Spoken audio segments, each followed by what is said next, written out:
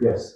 काय सांगणार दीपक केदार साहेब, महानगरपालिका निवडणूक समोर आलेली आहे. आपली कशी तयारी आहे? काय मुद्द्यावर लढणार आहे? तर महानगरपालिकेच्या निवडणुकीच्या संदर्भात आम्ही बैठक घेतलेली आहे आणि कार्यकर्त्यांची इच्छुकांची यादी काढण्याची प्रक्रिया आम्ही सुरू केलेली आहे. त्यामुळे या महानगरपालिकेमध्ये आम्ही ताकदीने उतरणारच आहेत. परंतु चिंतेची बाब अशी की ही प्रभाग पद्धत लढणाऱ्या कार्यकर्त्यांसाठी धोकादायक आहे आणि काही षडयंत्राच्या माध्यमातून प्रस्थापितांसाठीची ही प्रभाग पद्धती राबवली गेली आहे आणि हे गंभीर आहे. याच्यावरती कुणी बोलत नाही. मुळात या एका प्रभागामध्ये जवळपास 40,000 मतदान राहणार आहे आणि 4 वॉर्डचं क्लब त्या ठिकाणी एक प्रभाग बनवलेला आहे आणि उदाहरण म्हणून अ ब क ड केलेलं आहे. पण ह्या अ ब क ड ची व्याख्या काय? हे अ ब क ड म्हणजे काय? तर आम्ही त्यांना विचारलं, ते म्हणते हे उदाहरणार्थ अ ब क ड आहे. म्हणजे तो उदाहरणार्थ कुठला नगरसेवक असणार आहे? त्याच्या प्रभागामधला ड मधला कोणत्या भागाचा तो नगरसेवक असणार आहे? क मधला कोणता असणार आहे? ब मधला कोणता असणार आहे? अ मधला कोणता असणार आहे? हा प्रश्न या ठिकाणी निर्माण झालेला आहे. पण जर याच्याकडे पॅनल नसेल, रात्रंदिवस समाजासाठी लढणारा एखादा कार्यकर्ता असेल आणि त्याच्याकडे तीच प्रॉपर्टी असेल, माझं काम, त्यांनी निवडणूक लढायची नाही का? म्हणजे भांडवलदार आणि प्रस्थापितांनी पक्षांचं चिन्ह असणाऱ्यांनीच ही निवडणूक लढवायची का? हा असणारा प्रश्न महानगरपालिकेच्या निवडणुकीत निर्माण झालेला आहे. त्याच्यामुळं आमच्यासारख्या छोट्या मोठ्या लढणाऱ्या संघटना असतील, पक्ष असतील, लढाऊ कार्यकर्ते असतील, यांच्यासाठी ही निवडणूक घातक आहे आणि लढणारे कार्यकर्ते हे नगरसेवक होऊ नयेत अशा पद्धतीचं एकंदरीत प्रस्थापितांचं हे षडयंत्र आहे. आम्ही इथल्या आयुक्तांना विचारतोय, तुम्ही ड्रॉ काढला, प्रभाग पद्धती जाहीर केली, पण याचं उत्तर द्या की जर एक नगरसेवक उभा राहिला, त्याच्याकडे पॅनल नाही, तर त्यांनी मतदान 40,000 लोकात मागायचं. तो त्याच्या विभागापुरतं 10,000 लोकांचं नेतृत्व करतोय अनेक वर्षांपासून, की कधीतरी ही निवडणूक लागेल आणि मी माझ्या वार्डातून नगरसेवक होईल. आज तुम्ही त्याला म्हणताय मतं मागायला 40,000 लोकात जा. तो 40,000 लोकात जाणार कसा? त्याच्याकडे ती यंत्रणा येणार कुठून? आणि त्यांनी नगरसेवक व्हायचं कुठलं, याचं उत्तर द्यायला कोणी तयार नाही. त्याच्यामुळे ही पॅनल पद्धती आणि प्रभाग पद्धती प्रस्थापितांनी त्या ठिकाणी मोठ्या प्रमाणात षडयंत्र करून राबवलेली आहे.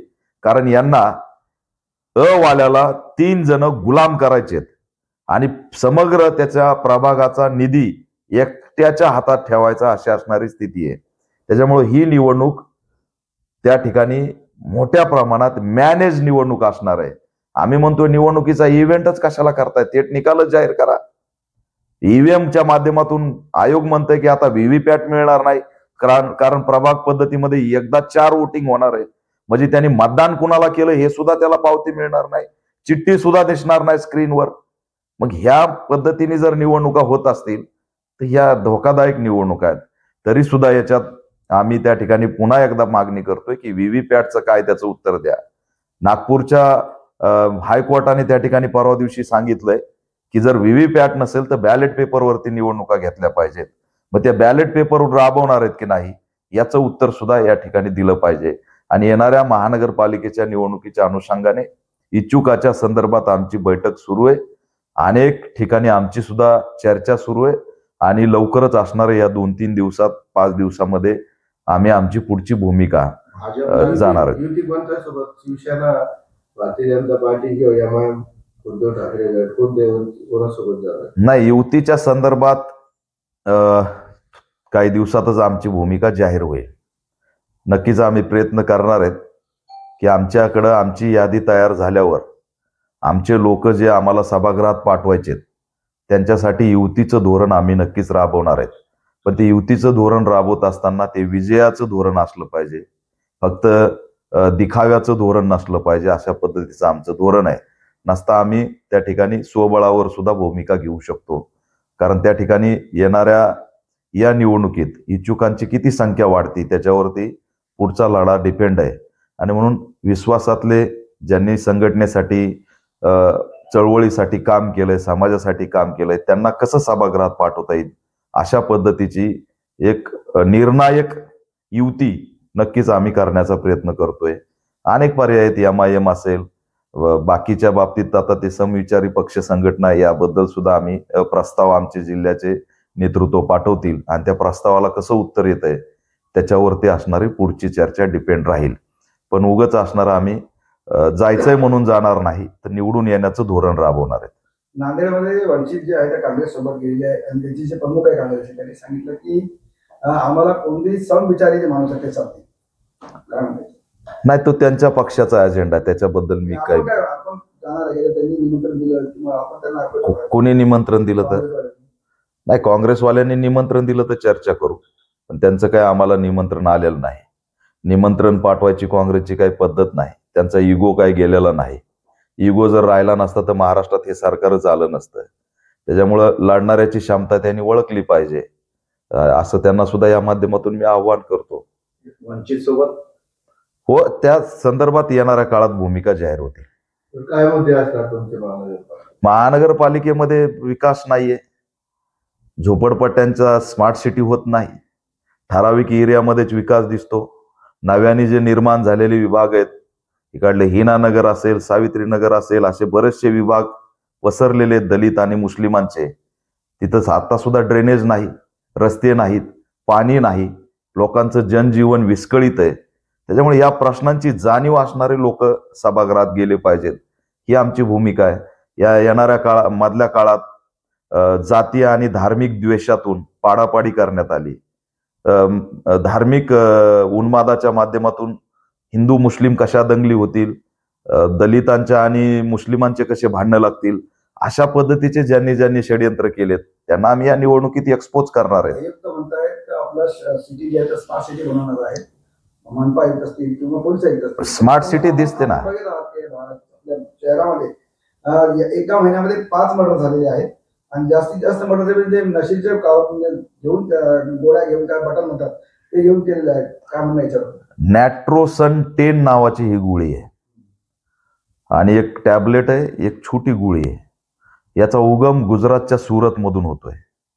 ते औरंगाबादमध्ये कोण सप्लाय करतायत याचा शोध झाला पाहिजे. हे मुलं हसत हसत माणसं मारायला लागलेत. स्मार्ट सिटी करायला निघालात, पण स्मार्ट सिटीमध्ये माणसं तर जिवंत राहिले पाहिजेत. त्याच्यात माणसं जर मारायला लागले असतील आणि आम्ही आरोपी धरल्यानंतर बघतोय तर तो हसतोय. आम्ही पोलिसांना विचारला, अरे बाबा हसत का होता, तर पोलीस सांगतायत की ते बटन काहीतरी खाल्लं त्याने. आज चालता चालता खिशामध्ये 4-4, 5-5 बटन आहेत.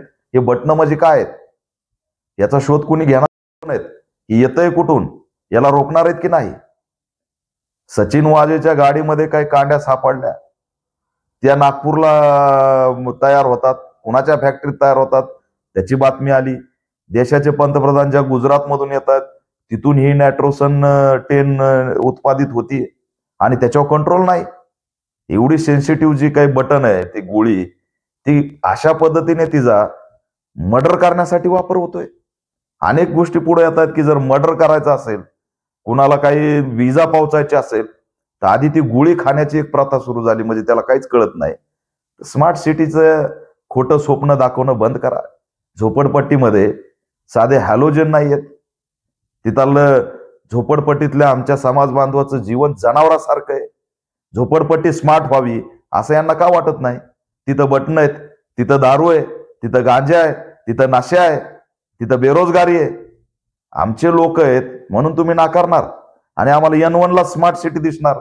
6 महिन्याला चकाचक रस्ते, त्या ठिकाणचे सगळे असणारे हॅलोजन, सगळ्या सुविधा. स्मार्ट सिटी म्हणजे ठरलेली एरिया आहेत काय?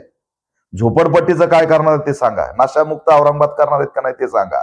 हे होणारे मर्डर आहेत ते थांबणार आहेत की नाही सांगा. आणि पुन्हा मर्डर झाला की पाडापाडी सुरू करायची, मर्डर झाला की मग त्यातून धार्मिक दुश्मनी काढायची. हे नाटकं बंद करा. कुणाच्या इशाऱ्यावर करताय? पोलीसच्या वशात नाही का मग शहरात? कुठे आहे पोलीस? कमिशनर काहीतरी लग्नाला गेलेत. आज 4 दिवसात किती मर्डर झालेत? ह्याच्यावर काय बैठक घेणार आहे की नाही? गृह विभाग याच्यावर काही भूमिका घेणार आहे की नाही? मुख्यमंत्री, राज्याचे गृहमंत्री निवेदन सादर करणार आहेत की नाही? पोलिसांचा धाक असता तर खिशात बटणं घेऊन लोक फिरत फिरत मर्डर करत फिरले नसते. पोलिसांनी ठरवलं तर हे बटणं सुद्धा गायब होतील, सगळंच गायब होतील. पण ह्यांना कोण बळ देत आहे? याचा सगळ्यात सखोल चौकशी झाली पाहिजे. हे शेअर सेन्सिटिव्ह आहे, MIDC मोठ्या प्रमाणात आहे आणि असं होत राहिलं तर MIDC सुद्धा गायब होईल. हे चांगला रेशिओ नाहीये आणि याच्यावर मात्र कोणी बोलत नाही. सर पोलिसांनी ठरवलं तर म्हणजे काय नेमकं? पोलिसांनी ठरवलं तर ह्याचे सप्लायर डिस्ट्रीब्युटर कोण आहेत ते एका मिनिटात काढू शकतात, का नाहीत काढू शकत? गांजा ऐकणारे, नशा त्या ठिकाणी पुरवणारे लोक का नाहीत काढू शकत पोलीस? म्हणजे पोलीसची मिली बघत असतात. काय ते शोध लागला पाहिजे त्याचा, याची माहिती गृह विभागाने घेतली पाहिजे. मिली भगत शिवाय होतंय का हे?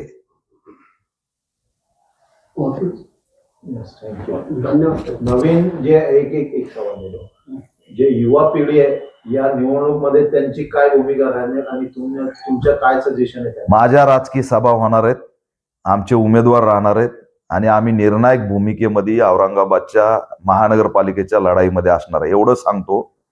अतिक्रमणाच्या बाबतीतला मोर्चा आम्ही काढलाय. अनेक वर्षापासून इथल्या शहरातल्या अनेक प्रश्नांवरती लढतोय. इथल्या असणाऱ्या आयुक्तांना एक्सपोज करण्याचं काम आम्ही केलं. त्यांनी जे काही बुलडोजरशाही चालवली होती ती रोखण्याचं काम आम्ही केलं.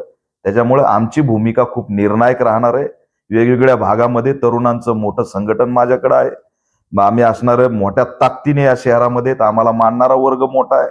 त्याच्यामुळे या निवडणुकीत पॅन्थरची भूमिका निर्णायक भूमिका राहणार आहे. येणाऱ्या काळात मी तरुणांना सभेतून आणि निवडणुका जशा येतील त्या पद्धतीने आम्ही मोठ्या प्रमाणात लढाई लढणार आहेत. पण कोणत्याही परिस्थितीत RSSची व्यवस्था येणार नाही यासाठी आमचा प्रयत्न राहील. तरुणांना सुद्धा आव्हान असणार आहे. याच्यात 2 गेम आहेत की RSSची सत्ता आणण्यासाठी सपोर्ट करायचा, ही एक लोक येतं त्यांना सुद्धा आम्ही एक्सपोज करणार आणि RSSची सत्ता येणारच नाही यासाठी सुद्धा आम्ही भूमिका घेणार.